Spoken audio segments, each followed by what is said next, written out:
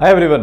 तो यार एक लेटेस्ट अपडेट आई है नीट के केस पर, सुप्रीम कोर्ट की तरफ से भी आई है। पर सबसे बड़ा जो मामला है वो पेपर लीक का जो मामला है, अब ये कंफर्म होता जा रहा है कि पेपर लीक हुआ है। अब इसको डिनाई करना बहुत मुश्किल हो गया है। अब इसके क्या इंप्लीकेशंस हैं, रीनीट का क्या होगा, क्या नहीं होगा, आगे कैसे होगा, 8 जुलाई तक क्या क्या हो सकता है, क्या फैसला आ सकता है, आज सारी इसके ऊपर हम बात करेंगे। पहले जो लेटेस्ट जानकारी मिली है उसके बारे में बात कर लेते हैं कि अभी तक क्या हुआ है और सुप्रीम कोर्ट ने अभी तक क्या बोला है।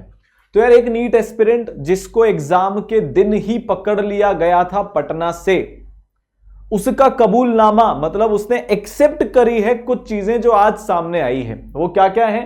पहला कि मेरे को मेरे चाचा का फोन आया, मैं कोटा में था, उन्होंने बोला नीट के पेपर का जुगाड़ हो गया है, आजा। वो चला गया पटना। वहां पर फिर उसको भेजा गया एक सेफ हाउस में, जो कि हमने पहले बताया था, जहां पर 2 लोग थे जो इस paper leak mafia, paper leak गिरोह के मेंबर्स हैं। ये उस पूरे गिरोह से, माफिया से ताल्लुकात रखते हैं जो पहले भी नीट का पेपर लीक करा चुके हैं, जो कुछ एक तो उसमें से जेल में है। ये उस पूरे उस स्कैंडलस माफिया के लोग हैं। उन्होंने वहां पर इस बच्चे को एक पेपर दिया, उसके आंसर याद करवाए। सबसे इंपॉर्टेंट पॉइंट जो उस बच्चे ने आज कबूली है कि जो मुझे रात को पेपर मिल गया था एग्जाम के एक दिन पहले, मतलब 4 मई को, वो वैसा का वैसा था जो एक्चुअल नीट के पेपर में मेरे सामने आया। जो क्वेश्चंस मुझे याद कराए गए विद आंसर्स, वो वैसे के वैसे थे जो एक्चुअल पेपर में आए। अब पेपर लीक किसे नहीं तो और किसे बोलते हैं? ये एज पर एनटीए जो उन्होंने बोला था कि ये चीटिंग का केस है, ये फलाना का केस है, वैसा तो नहीं है। ये इंपर्सनेशन का खेल तो नहीं है। अगर कोई पेपर एग्जाम से पहले जो एस्पिरेंट से उनके हाथ में आ गया, मतलब ये लीक होने का केस है। तो अब इसको डिनाई नहीं किया जा सकता कि पेपर लीक हुआ कि नहीं हुआ। पेपर लीक हुआ है, दिस इज हेंस प्रूव्ड। वो मैथ्स में क्वेश्चन होते हैं ना, हेंस प्रूव्ड, ये वो है। और उसने बोला कि मेरे अलावा उस सेफ हाउस में 20-25 छात्र और थे। तो अब ये कबूलनामा आ गया है।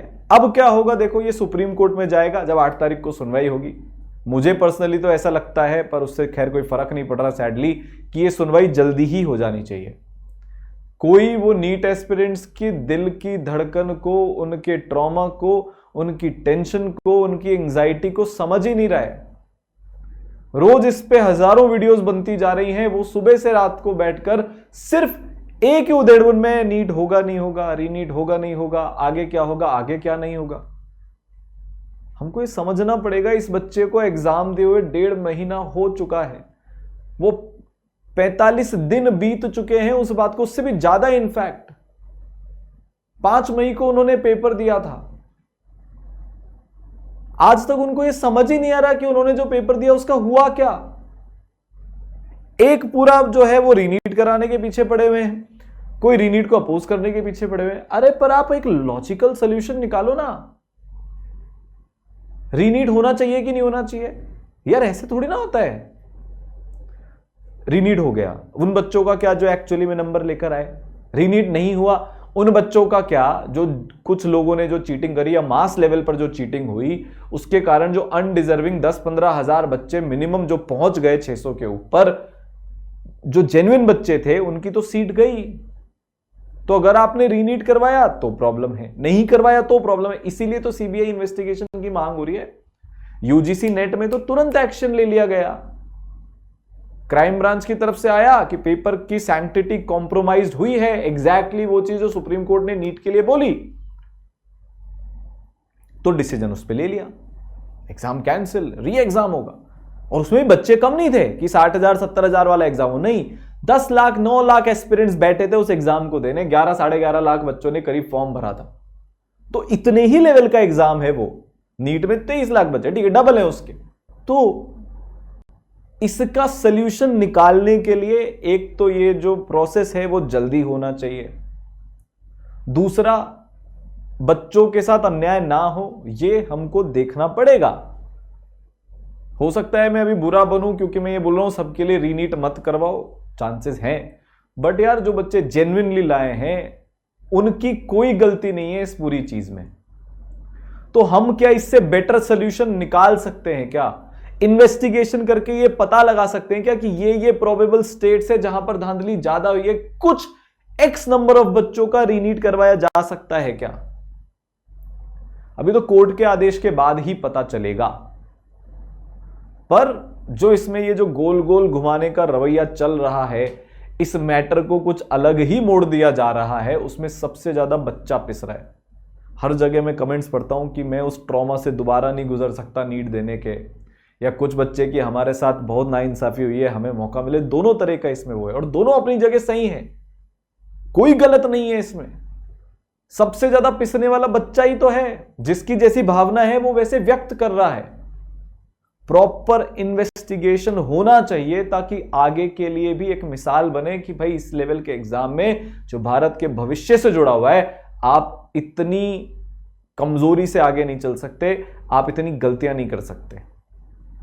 और जो बार बार बोला जा रहा है कि जो भी अधिकारी इसमें लिप्त पाए गए उन पर सजा होगी, इस प्रोसेस को हमको जल्दी करना पड़ेगा। तो ये आज की है।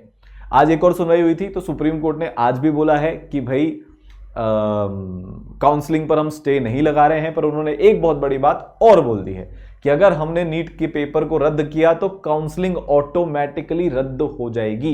ये बहुत बड़ा स्टेटमेंट है जो आज सुप्रीम कोर्ट की तरफ से है। मैं कोई इसके मायने नहीं निकालूंगा, मैं बिल्कुल डिटेक्टिव नहीं बनूंगा, यहां पर काफी सारी जगह पर ये हो रहा है। बस आपको एक अपडेट देने आया था और ये बोलने आया था कि देखो ये डिसीजन 8 तारीख को होगा। जिनको रीनीट चाहिए और जिनको रीनीट नहीं चाहिए, दोनों के लिए, तो हमको हमारे पास वही है। हम बहुत सारे पिटीशंस फाइल कर चुके हैं, अब और करेंगे, वो 8 तारीख को ही जाएंगे। ये फैक्चुअल कंडीशन है भाई, ठीक है। ग्रेस मार्क्स सबको पता है, आज पूरे भारत के एक एक जने को ये पता है कि इस एग्जाम में गड़बड़ हुई है। और वो 1563 का नंबर सिर्फ 1563 का नहीं है, ये भी पता है। अभी मेघालय से भी एक रिट पिटीशन दायर हुई थी कि हमारे यहां 40 मिनट पेपर लेट बटा, हमें कोई एक्स्ट्रा टाइम नहीं दिया गया, जबकि प्रोस्पेक्टस में क्लियरली लिखा हुआ है टाइम लॉस के बदले या तो टाइम लॉस या रीटेस्ट। तो वो लोग बोल रहे कि 23 तारीख को हमें भी रीनीट में बैठने दो।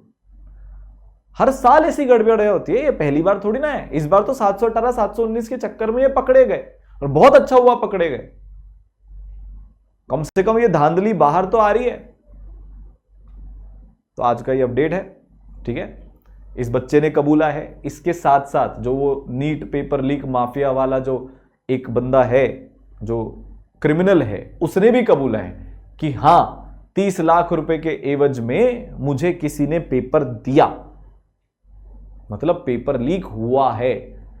क्लियरली, इससे ज्यादा और क्लियरली कोई क्या बोलेगा। उन्होंने बोला हमने बिना किसी दबाव के हम ये स्टेटमेंट दे रहे हैं।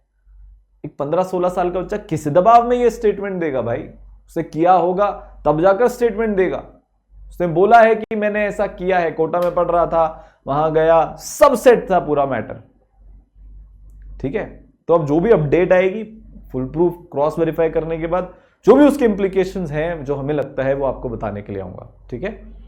जब तक यार फिर से मेरा यही एडवाइस है कि वो बच्चे जो 550 के नीचे हैं, 600 के नीचे हैं, देखो यार कितना भी इन्वेस्टिगेशन हो जाए, सब सही भी हो जाए, तो भी 600 के नीचे वाले बच्चों का कट ऑफ पार नहीं होगा अगर आप किसी कैटेगरी से नहीं है। तो ऑब्वियसली आपको तो पढ़ना चाहिए है अगले साल के लिए।